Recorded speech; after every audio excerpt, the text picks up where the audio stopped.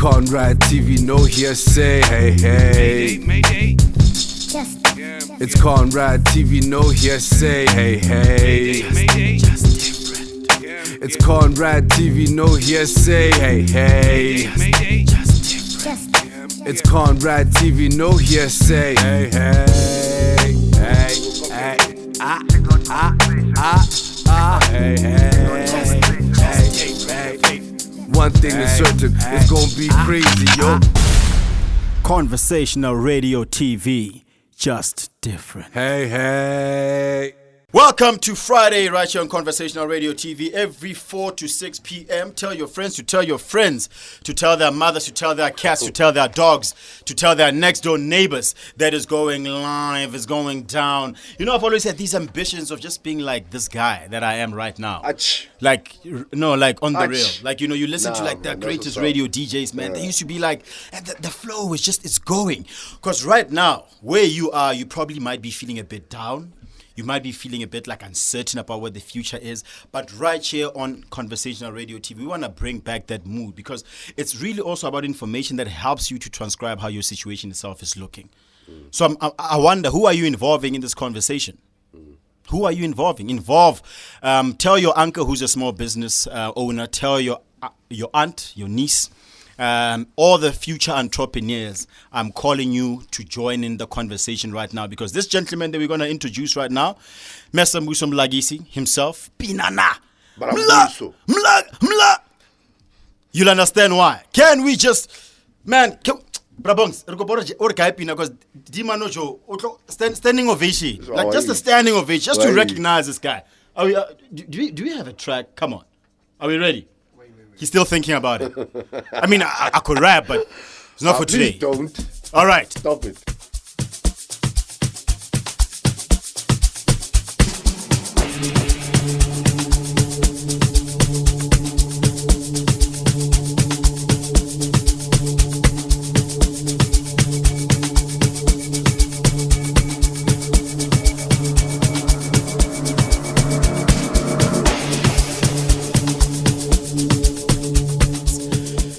Thank you very much. Do I call you DJ Bongs or do I just call you Brabongs? Brabongs. Yeah, put some respect on it. All right. Okay. Thank you to Brabongs. He's here, ladies and gents, entrepreneurs, small entrepreneurs, small business entrepreneurs. If you also are in a big corporate business, we're going to be talking human resource. HR, which is one of the most critical foundations of any business because it engages on how we contract individuals and people understanding the values and the ethos of the business, why the business itself was started and what the business itself aims to achieve. And a lot of times people get into businesses not even understanding what the ethos of the business is or what role they are playing in the economies that they're playing in and the sector that they're also playing in. So, without further ado, because of Mbuso wants to, Mmuso also just wants to give me like a bad name, like Dimanomona, he never gives me a chance to speak, man. He's always hogging the mic, man. And I don't want to feel like I'm hogging the mic, man. You my co-host, dog. Listen, in fact. Please come to the mic. Let me tell you, so today. Come to the mic, Chief. I can't even hear you. Yeah. Our names are very similar. So you must pronounce them ba. Because this is radio and I can't roll my eyes. But I guess I'll roll my eyes for those that could see me there. Rolling. All right, Mbuso Mlagisi. How are you? I am excellent. How are you doing? No. Nage grande, my bra. There are these like terms that people use to like describe, And remember, even earlier, I asked you, how do I introduce you? And I thought, no, I got to introduce you. You must introduce what it is that you do so that you can explain it and own what you are saying, Chief. Because right now I might be introducing you like, but no, Thato, no. It's employee. Now you can think of employee. Just introduce yourself, what you do, which company do you work for. Let's roll it out to you, sir. First and foremost, I want to say thank you for having me in the studio. Whoa. Sure. Big shout out to the listeners, everybody that's dialed into Conrad TV, man. This is the spot to be on a Friday afternoon. Yes, sir. Having some potent conversations Thank you. before we slip into the weekend. Oh, yes. Yeah. All right. Yeah. You're talking to Mbuso Mlagisi. Yeah. I'm an employee engagement consultant, Okay. and I'm a small business coach. So the first thing you need to ask yourself is, what the heck is employee engagement? That's what I want to know. You know what I'm saying? That's what I want to know. What is that? I mean, I've never heard about that. You go to university and like, what do you want to do? Employee engagement. They don't have such a course. You know? So, man, it's unlike a real relationship. You know what I'm saying? If you go into the idea of actually asking someone to marry you. Woo. Now, imagine in employee engagement, who's getting engaged in that conversation? Yeah. It's the marriage between the business and the employee. Them finding common ground, finding love, finding respect, finding common purpose, and working towards something together that they want to achieve. That is the principle, if you break it down in a layman's term, of what employee engagement is about. Okay. We're committed and we're trying to build something. All right. So that's the first title. Now there's a second title of small business coach. A small business coach is not far from what an employee engagement consultant does. Okay. Small businesses, I find, in many cases, someone has a dream. They go out there, then they open the business. They're passionate about this organization. But it's chaos. Yeah. Don't really know what I'm doing. Don't know how to motivate my guys in the team. Don't know where I'm going. Don't know what my goals are. Don't know when I need to get there. What a coach does is simply help you have clarity of thought. If you think about it in football, Yeah. I mean, I can't play the game for you. Yeah. You're the player. Yeah. You're the founder of the business. But we can talk strategy together. Yeah. Okay. We can talk tactics together. We can talk the how. Where are you? What are you trying to achieve? When are you trying to achieve it? A lot of entrepreneurs, small business owners need that kind of bouncing board to have their vision clear and know what they are going to do. So they can speak with conviction and lead with strength. But now some people say that, for you to have a business coach or a mentor, it's like a big cost. So now I'm imagining I'm a rural entrepreneur, I'm a township entrepreneur. I don't have access to funds to access a small business coach. And now I've got this dream, I've got this vision, but I know that I will make it one day. Where would then one start if I can't engage with you? Also taking into account the opportunities that technology today brings. Yeah. Well, that's a very, very good question. Funding is it's not something that everybody has. Disposable income to spend on coaches and consultants. But you always need to ask yourself this question. What is the price of not spending? You got to be able to balance what is worth incorporating into my business and what is worth not paying for in my organization. Yeah. You can get systems. There's a lot of technology out there. If you don't have that extra rand to say, let me formally get a consultant in my business, let me formally get a coach in my organization, then there's a lot of internet resources that you can go to. I mean, everything is there. Absolutely everything. Now, that's the funny thing. With all the resources that you have, all the platforms that you have, you've got CEDA. You go on Google right now, it will tell you how to do this whole thing. Yeah. How should you manage the business? How do you put a business plan together? How do you put a strategy together? Why is it that people still can't do it? I think it's also, it has a lot to do with willpower as well. Yeah. Willpower as well. And in fact, it's that conveniently brings me to what I wanted to chat about is, okay, so you're a business coach, right? So obviously you give advice, strategy, and etc. But what are the KIs? For instance, let's say someone is spending money on you, of course, on your services, and let's say they don't see the value because they do not have that willpower. They're not executing as you are advising them. How do you deal with such a situation? Well, let me give you something that I've learned from an organization called Free to Grow. In my employee engagement space, everything I know about employee engagement is because of a relationship I have with an organization called Free to Grow. And in the past 10 years, I've worked with this organization implementing strategies in massive scale organizations. So we talk your former ABIs, now CCBSA. We talk about Imperial Logistics, organizations of that kind of scale. There's a point of departure. There's always something you can control. There are things that you cannot control. And there are things that you have to accept. Yeah. So as a coach, I can accept that. I can share my knowledge with you. We can agree on what needs to be done. But as the entrepreneur on the ground, if you don't have that chutzpah, to go and implement what we have talked about, I can't lose sleep over it. So There's a point of departure. What if somebody just genuinely has a terrible business? Do you tell them or do you still consult with them? In fact, it's absolutely important to be authentic. If you think about longevity and your lifeline in the business, if you are not authentic, it's only a matter of time before people start to connect the dots. Next is like, nah, man, I worked with that guy. That guy will snatch the purse and get the hell out of there. Yeah. Why didn't he tell me this business is just, it's not making sense? That is the first platform.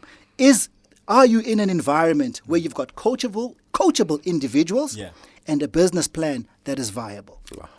Coachable individuals. And I think this is also just something that speaks to the individual also. Because I think a lot of times as entrepreneurs, we find ourselves being very stubborn, right? Because we believe that it's like the idea, and this is going to be the idea that's going to change the rest of Africa, the globe, the economies. It's like a rap song. And someone says that I've got a hit. I've got a hit song.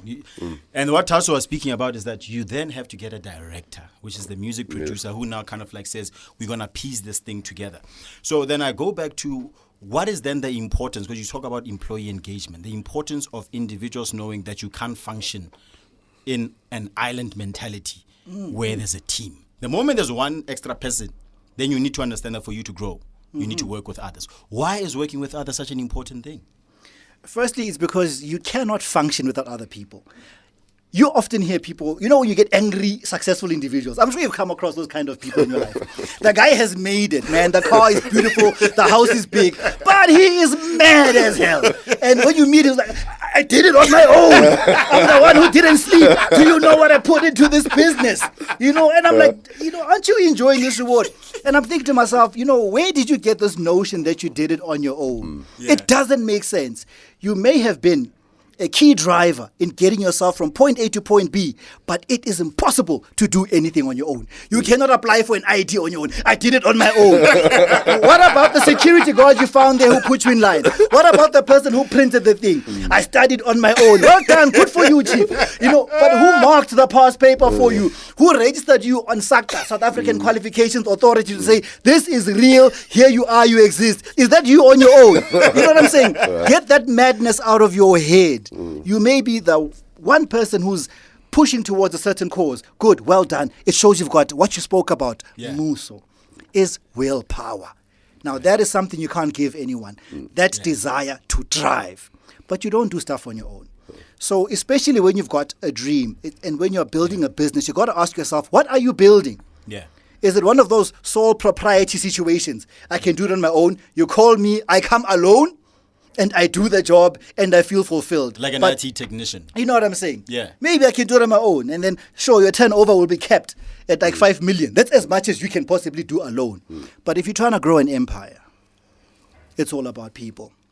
Your job is to own the vision, to be clear about your strategy, and to get people that are engaged and committed to where you are going. Now, those dynamics require you to understand the psychology of how people function, what motivates them, what keeps them moving forward. You can't do it alone. Bill Gates could have been an amazing individual IT consultant and a very wealthy one, but he definitely would not have built Microsoft.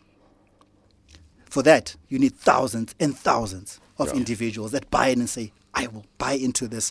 By fulfilling your vision, I'm living my purpose within the space of that particular vision, which is the language of today. Today, you can't just hire someone and be like, commit to my vision. No, I mean, the youth today, I'll be like, does this speak to me? Does this speak to my brand? Do I believe in this? And that scenario has changed. Millennials, Generation Z, those are the kind of individuals that their purpose has to be nestled within your vision. So you're looking for people that are naturally doing things that they want to do. Not people you have to lash, but you have to manage performance. So, when I was doing my marketing course, and what you just spoke about, the millennials, the young guys that are coming into now market, the new consumers, don't want to be tied down to stuff. You cannot commit them to say, I'm only doing one job. Now then you ask yourself, what does that even mean? Because for us entrepreneurs, it's a scary thing. Because now it's like, if this guy's going to come in, now he's also now working in Mbuso's company, now he's working at Mbuso's, he's doing social media here, he's doing this, he's doing that. For an entrepreneur, right, who's living during these times, what do you say to them? Because it's a very scary time. How do you even engage with these young people? Because sometimes some of these young people are like, Dimano Jojo Feds, Jojo Mposaga, it's 1990. It's like 2020, man. Why are you still like talking like I gotta be here and working, at the office? I want to work from home. I can only push like 3 hours. What do you say to an entrepreneur at that point in time? Well, what is awesome is I can fully relate. I look at the way my life is structured. Possibly as we're sitting around here on this platform, we structured like that. You're working on a Friday afternoon from 4 to 6. You know what I'm saying? I think you also plug into this case. So if you think about it, my personal life is structured that way.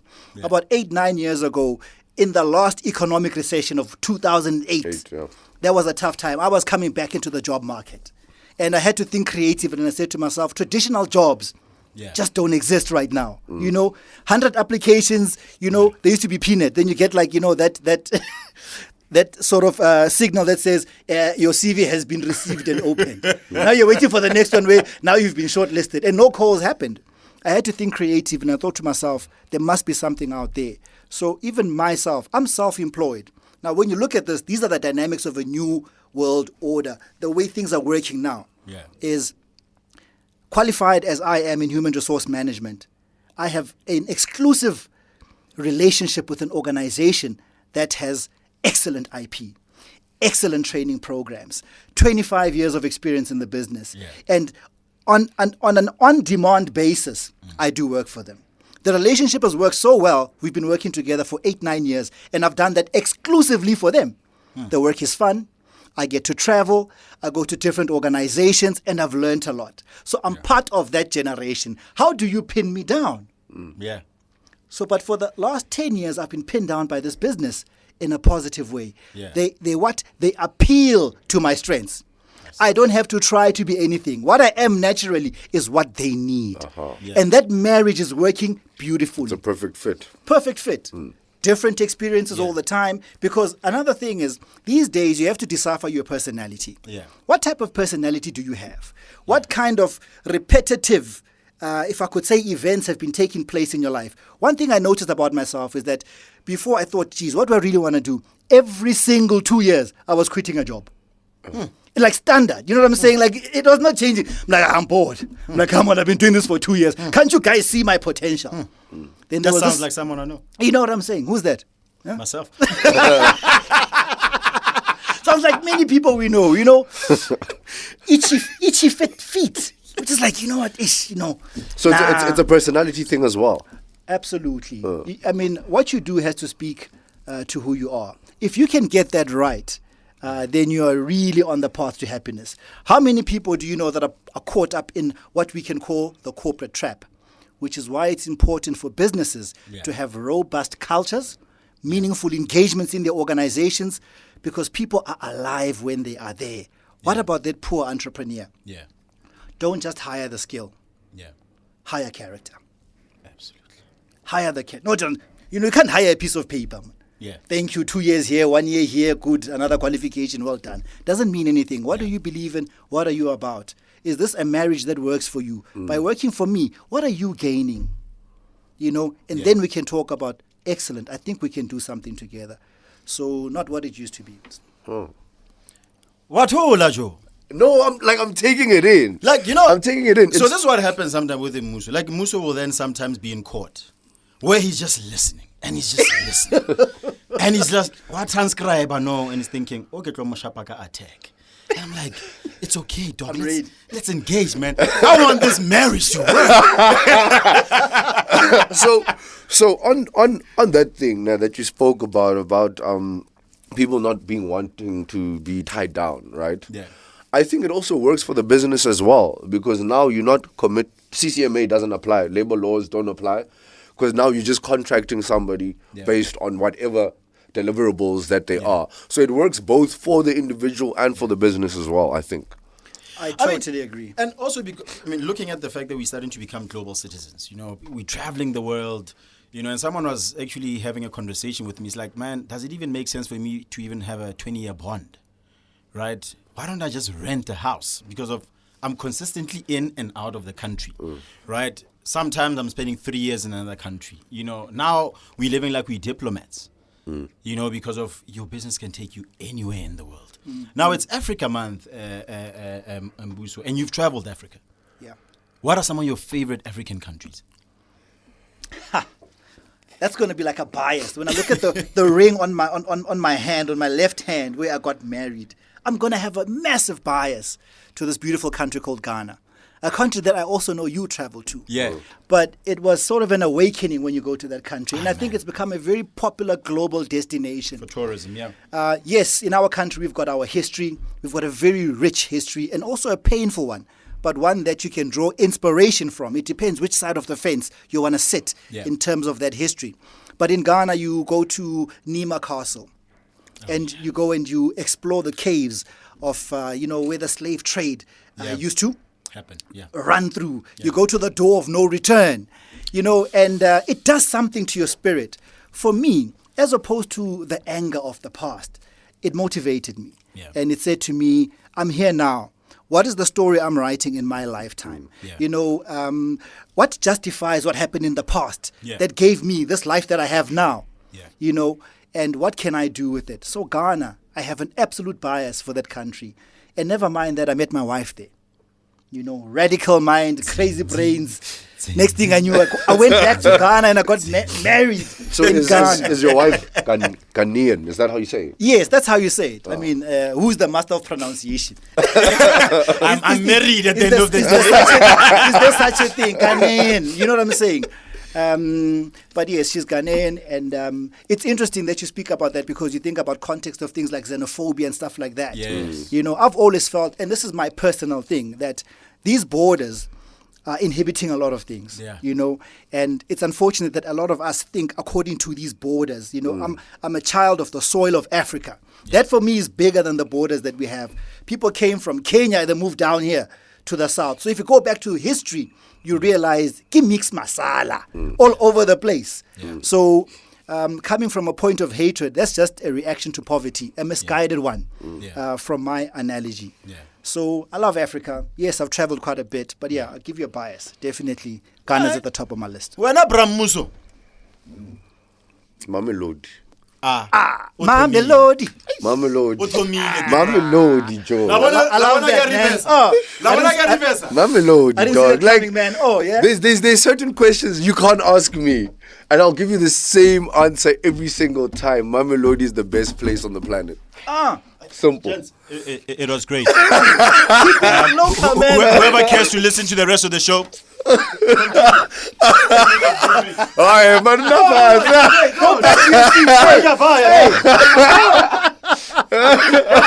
on the fat. Ask her over Mamelodi Pala Maptown, no child. Oscar, wait, hold up. The Matrix, my brother, the Matrix. He's fun. And I think you spoke about things I think, that one could relate to. You speak about the connectivity of understanding that before you're South African, Kenyan, Ghanaian, you're African first. Yeah. Right? So I think we need to start to promote that narrative. And I think also as media, we've played a big role in this whole division. But I think borders, man, are just imaginary. It's a fence. It's really just a fence. And somehow our minds have believed that this fence stops you from thinking of how you can collaborate with a fellow Nigerian brother, Cameroonian brother, And you spoke about taking the history that might necessarily not necessarily be positive, and turning it into a positive. But you find that that's also a psychological thing. Yeah. It's also it's a skill. You need to train your mind to be able to always think positive. Yeah. I'm always switched on, dog. Yeah. The one thing that has kept me to survive today is remaining switched on. Yeah. And the reason why I think I'm like that is because of, in my career where I started as an actor, your jobs aren't guaranteed. Yeah. You do like 1 month gig here, then you're out. Then you back CV back to the street. So that by itself trained me consistently to always be like, because you're fighting for that number one spot every single day. Yes. So you are as good as your last performance. So it conditioned you positively. It conditioned me positively. And especially now, in today's climate, with COVID and everything, things are about to change, bruh. Yeah. Things are about Yeah. to change. That type of mentality, I think it's, yes. You're very lucky to have picked it up. Yeah. You're very lucky to have picked it up because that's where the world is going, man. Like, you can't be doing until wine for Sabaka. No. And, it's like one of, the things that we say even as a service, it's agility. You need to be agile. Yeah. How agile are you? Yeah. In your relationship, in your marriage. You find that a lot of also employees, sometimes when you come into whatever business we're coming into, we just want to be transactional. I'm just here, man. Give me my paycheck. I'm not here to think. Yeah. I'm not here, I'm just like, how does someone like that wake up every day and go to work? What's so sad is that if you think about conversation is so broad, but it's coming from what's the center of the conversation? It was about employee engagement and small business coaching. One of the things that influence why I love businesses so much is because of how they're laid out. They have goals in place. They are fed by a financial system that accumulates skills, and where those skills come from is sometimes inconsequential. But now the social equity in the mix. It's very important to hire from where you find yourself established. It's very important to have an influence in the environment that you find yourself operating in. So another interesting thing is that you have entrepreneurs. And have you noticed, the story of the entrepreneur has become, if I could say it, the sexy story. Now entrepreneurs Please are say it going again. kumbaya. They're going kumbaya. Please say it again. At the expense of employees. You know what I'm saying? We equally need each other. Yeah. That is the one thing. It's not the entrepreneur versus the employee. You know what I'm saying? The employee who seeks that security, who seeks that safety, who seeks that, I want to know that I'm going to get paid at the end of the month, is not someone lost. Remember, it's a reflection of their personality. Yes. Yeah. And that's okay. We need each other. So employee engagement helps us to take care of each other within those businesses. And a lot of operational budget is locked in the hearts of people. Right in the heart. Because Operational budget. You find it going haywire. Hey, why don't these drivers care about our trucks? Because you don't talk to me nicely. I'll show you. You'll feel it in the cost. I give you that look in the meeting. You're like, yeah, sure. Yeah, go ahead. Huh? Carry You're on. not paying us overtime. Visa clutch. 20 clutches burnt from the fleet. in your mind. Your budget is going haywire. And you're thinking, what's going on here? In the hearts of those people is just something that you can unlock through respect, through dignity, through humane connection. And once things are equitable, they start to show you what they're capable of doing for you. And it was always there. And it shows on your bottom line. That's the power of employee engagement. And some leaders don't actually get it. So tell me, so let's say... Come closer. Our people need to see you there. Let's say... Oh yeah. Let's say somebody, an entrepreneur, somebody has like a good vision, great mind, character, attitude and everything. But they do not have the money to afford your services. Do you ever consider taking equity in the business after you do your due diligence? And you say, look, let me take some equity and then I'll set equity, essentially. So I'll give you my services, but then this is what I want equity in return. Do you ever do that?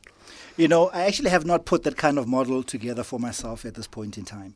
But it's definitely something viable, especially in a place whereby there are limited resources. You look at this very specific COVID-19 environment. For example, if I'm a marketing organization, you don't have the budget to pay me for my services, but your product is amazing. Definitely there's a relationship to be brokered between me and you. Say, give me 10% of your sales. So you're saying you want 10% of engagement? I'll deploy my services for you. And on the return, I'll get my share of what we generate in value. There's definitely merit to that. But I believe that even before you get there, you need to make sure that you know exactly what you are doing. You are tried and tested. Your proof of concepts are in place. And you know that I can take this from there to there. Because that is a very heavy investment of time. And you can't spread yourself too thin. So you probably select a very small group of organizations that you work with on a very dedicated platform so you can achieve that. You can't spread yourself too thin. You ask a very valid question there, Mmuso. I think it's it also just kind of like sparks a conversation where even entrepreneurs and even individuals that are looking for work need to start to think differently about the skill that they have. Because I think a lot of times we don't actually even know the value of our skill. Yes. A lot of people, we just directed to say, hey man, I'm a consultant, therefore I'll just consult. But I've never thought about it from an entrepreneurial level. Exactly. That my skill set could add value and increase the profit of this business. Exactly. So maybe it's an asset, yeah.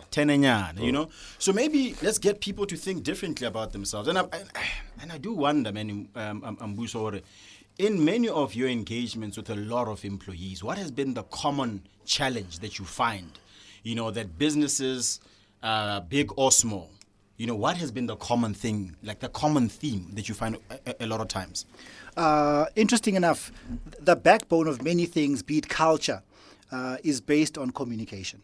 Yeah. How you communicate with individuals about any particular subject or topic.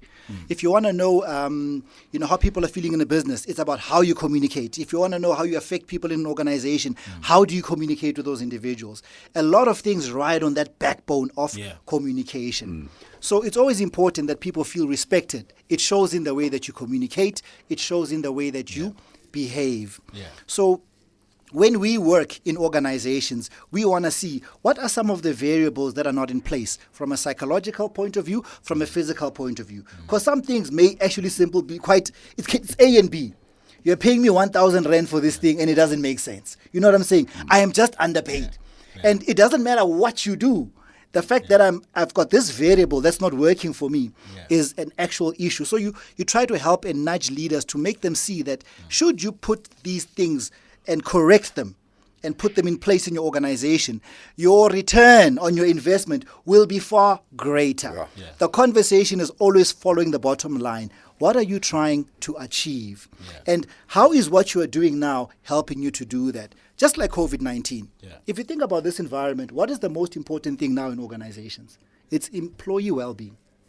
It's as simple as that. If your guys are sick, that's it, you're shutting down. That means you're not operating. So if you want to operate, you need to communicate, and you need to communicate well. Thato, you spoke about agility. That is a very, very powerful word. And I look at our organization, Free to Grow. When COVID-19 hit, our agility was expressed in a way I'd never seen it happen before. We quickly ramped up. We changed direction. We put together what was important in training. I mean, we normally are in training in organizations. My calendar got wiped out clean immediately the day they said shut down and lockdown. Boom. Thank you. There go all your bookings immediately, just like artists. It would have been nice to have you, but sorry. You're going to have to go see what you do with yourself. So now it's about communication. It's not just about telling guys, go wash your hands. You need to communicate it in a way that individual, that target audience actually understands what you are saying and why it's important. So that is at the top of the food chain right now. Communicate with organizations, put the right communication platform in place. Not just some black and white poster that says, or Geza izandla. Why am I guessing? Because you understand what I'm saying? Because last week you were saying you must save water. You know what I mean? We are washing hands. And you must wash for 20 seconds. You know what I mean? So I guess you're absolutely right, about the communication part. And people always want to feel respected. Absolutely. And I've got now just a silly question. Now, does it mean that organizations that pay the best are the ones that are the most successful? Not necessarily. A great example is like a Google.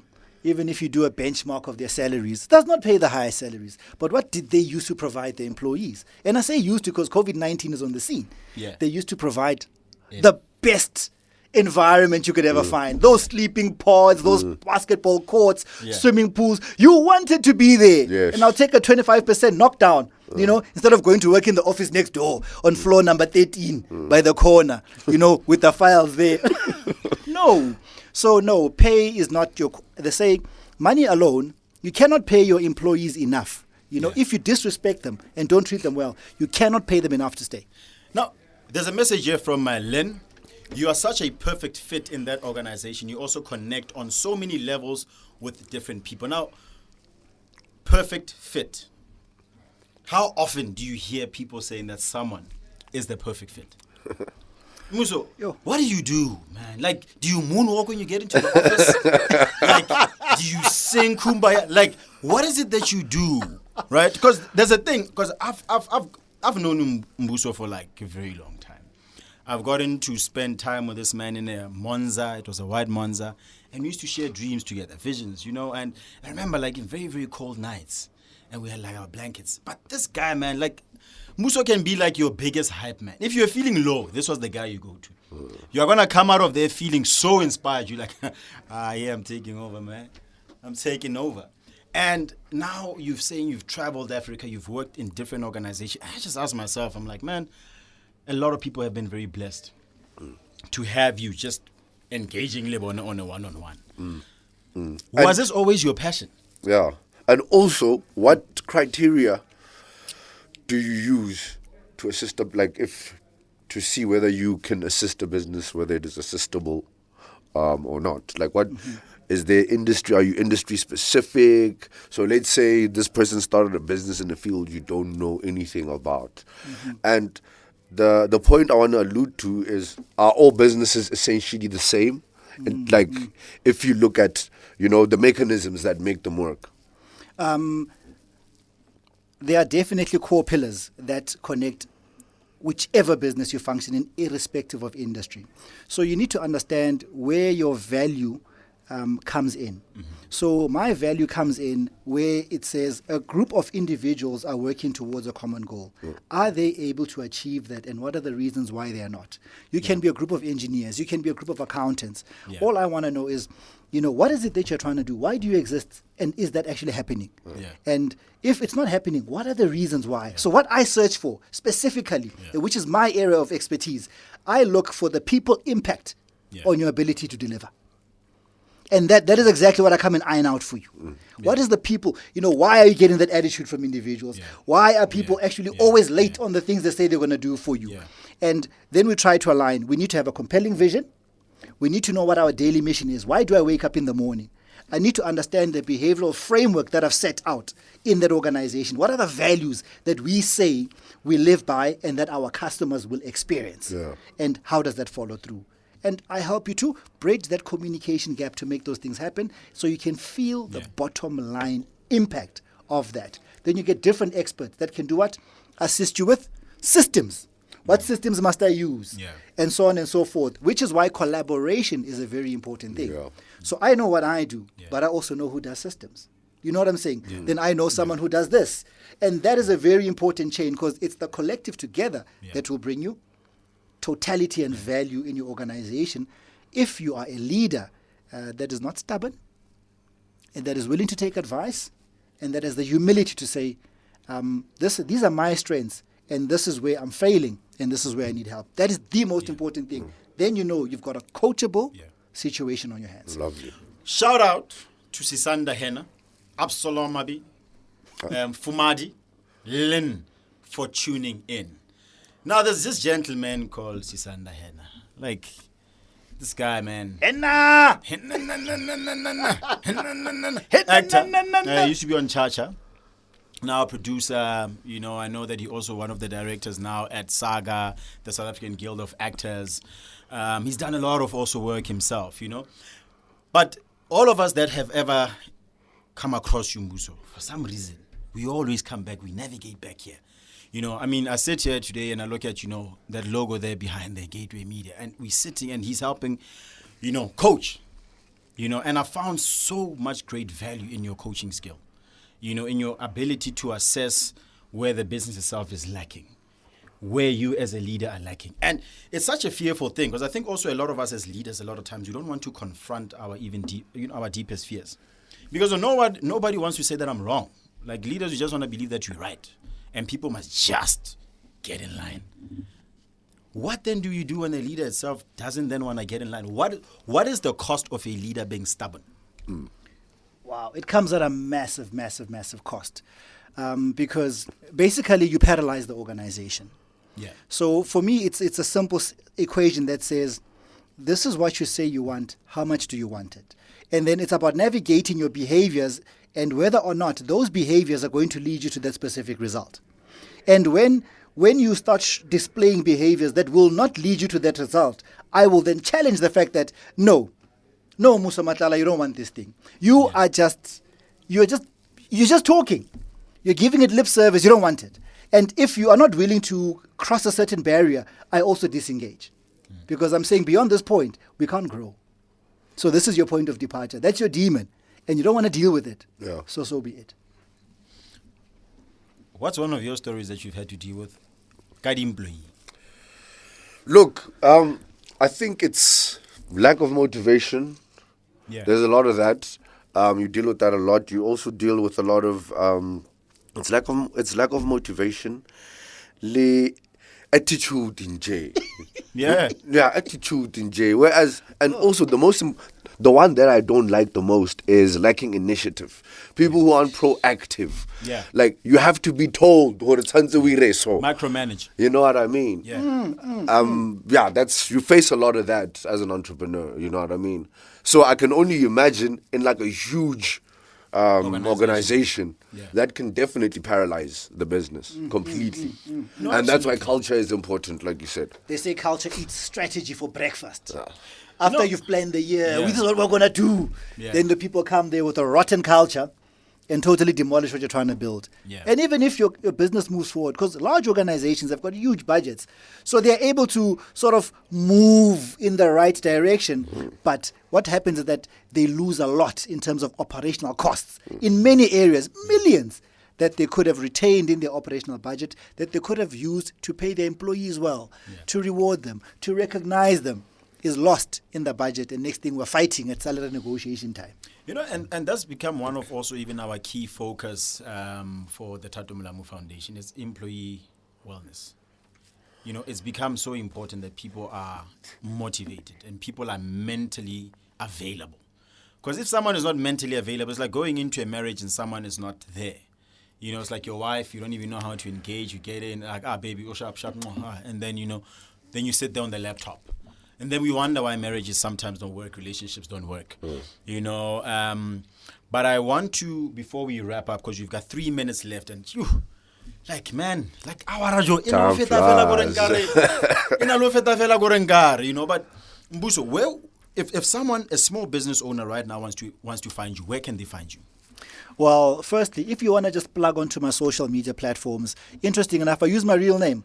I'm Mbuso Mlagisi across platforms. Yeah. Whether you want to plug into Instagram, Twitter, or Facebook, you find me as Mbuso Mlagisi. Yeah. If you want to send me a direct email concerning business, you need a communication strategy for your employees in a medium-sized organization so that you can get the behavior change that you need as far as COVID-19 is concerned. It's Mbuso at ftgsa.co.za. I will definitely respond to you and take a look at the nature of the need that you have. If you're looking for coaching services, which is, I don't know how to communicate with my guys, they don't understand that the situation is serious, then you can do the same thing. You can contact me at Mbuso at ftgsa.co.za, and I will respond in earnest and see what we can do so that your business survives, and even more so, maybe you can thrive during this time, because some businesses are actually growing exponentially during COVID-19 because of agility. My brother, thank you very much. I mean, for us as Gateway Media, we really, really appreciate the work that you've done for us. I mean, this has been a very, very interesting time, I think, for us. There's been great learnings, especially from an engagement level. And as an entrepreneur, I got so many learnings, and I urge entrepreneurs to also just spend more time on the things that matter to their businesses. A lot of people are on Instagram. They are following the Slay Queen, whereas there's like LinkedIn platforms which help individuals get a lot of information. And I've grown myself as an entrepreneur, spending a lot of time there.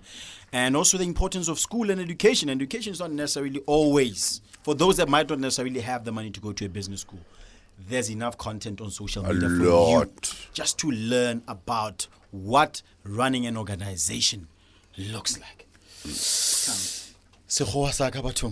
Mbuso, my brother, keep on being great. I look forward to level 1, where we get back again into the industry and challenge our thinking and challenging our thoughts. Mmuso Matlala, thank you very much. Misi. We're about to play our mix. We're about to get into the next show, where we've got Swizer from the Swazi show, from generations. Lena is also an entrepreneur, and I think we've gained a lot of value.